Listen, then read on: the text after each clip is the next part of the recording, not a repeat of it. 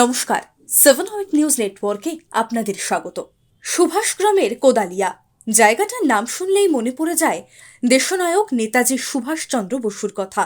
কারণ নেতাজির জন্ম কটকে হলেও সুভাষগ্রামের কোদালিয়া ছিল তার অন্যতম প্রিয় স্থান, নেতাজির পৈতৃক ভিটে। ইতিহাস ঘাটলে দেখা যায় নানান ব্যস্ততার মাঝেও দুর্গাপুজোর কটা দিন তিনি কাটাতেন এই সুভাষগ্রামের কোদালিয়ার পৈতৃক ভিটেতেই। লোকমুখে শোনা যায় অষ্টমী পুজোর দিনে তিনি মা দুর্গার সামনে ধ্যানে বসতেন, উপভোগ করতেন সন্ধি পুজো। এইসব স্মৃতি আবছা হয়ে এলেও সুভাষগ্রামের বাসিন্দারা ভুলে যাননি তাদের প্রিয় সুভাষকে।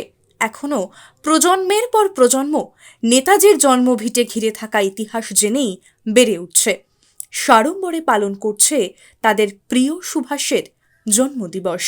প্রতি বছরের ন্যায় এবছরও আবেগের সাথে সুভাষগ্রামের কোদালিয়ায় নেতাজি সুভাষচন্দ্র বসুর পৈতৃক ভিটেতে পালিত হল নেতাজির 129তম জন্মজয়ন্তী। সারা দিন ধরে নেতাজির কর্মকাণ্ড, জীবন আদর্শ নিয়ে নানান আলোচনা সভা, সাংস্কৃতিক অনুষ্ঠান এবং নেতাজিকে শ্রদ্ধার্ঘ্য অর্পণের মাধ্যমেই দিনটিকে উদযাপন করা হয়। আর 23শে জানুয়ারি দিনটিতেই জনসাধারণের জন্য খুলে দেওয়া হয় নেতাজির পৈতৃক বাড়িটি। যে ঘরটিতে নেতাজি বসবাস করতেন তা এক নজরে দেখতে সকাল থেকেই ভিড় জমাতে শুরু করেন স্থানীয় বাসিন্দা সহ বহু দূর থেকে আগত দর্শনার্থীরা। নেতাজির জীবন সংগ্রামের বেশ কিছু মুহূর্ত রেপ্লিকার মাধ্যমে সংরক্ষিত রয়েছে কোদালিয়ার এই বাড়িটিতে।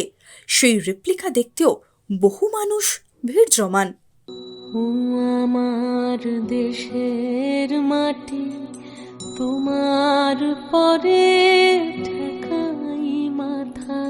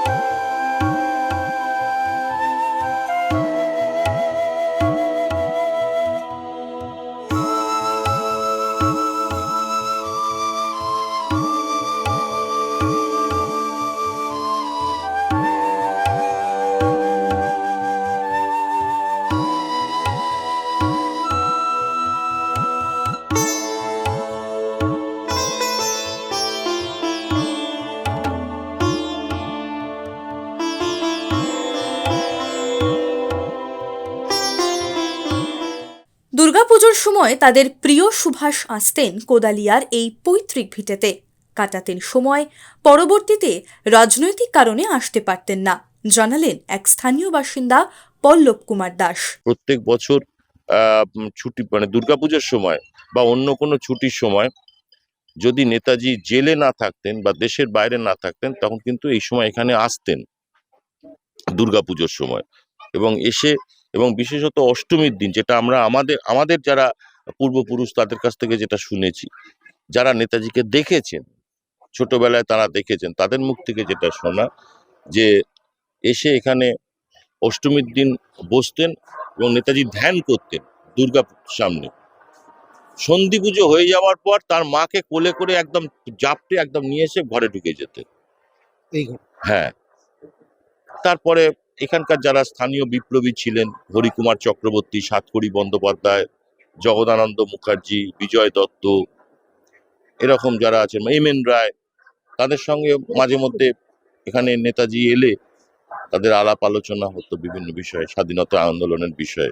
সময়ের সাথে সাথে আবছা হয়ে এসেছে অনেক স্মৃতি। এত অস্থির পরিস্থিতির মাঝেও নেতাজি স্মৃতি বহন করে আজও স্বমহিমায় মাথা উঁচু করে দাঁড়িয়ে রয়েছে সুভাষগ্রামের কোদালিয়ার সুভাষের পৈতৃক বাড়িটি। সুভাষগ্রাম থেকে মামুন রায়ের রিপোর্ট 7 আওয়ার নিউজ নেটওয়ার্ক। আরও বিভিন্ন খবরের আপডেট জানতে হলে 7 আওয়ার নিউজ চ্যানেলটিকে সাবস্ক্রাইব করতে ভুলবেন না, কারণ আপনাদের একটা সাবস্ক্রিপশন আমাদের জন্য অত্যন্ত মূল্যবান, এবং সেই সঙ্গে আমাদের হোয়াটসঅ্যাপ চ্যানেলটি ফলো করে অবশ্যই পাশে থাকবেন। জয় হিন্দ।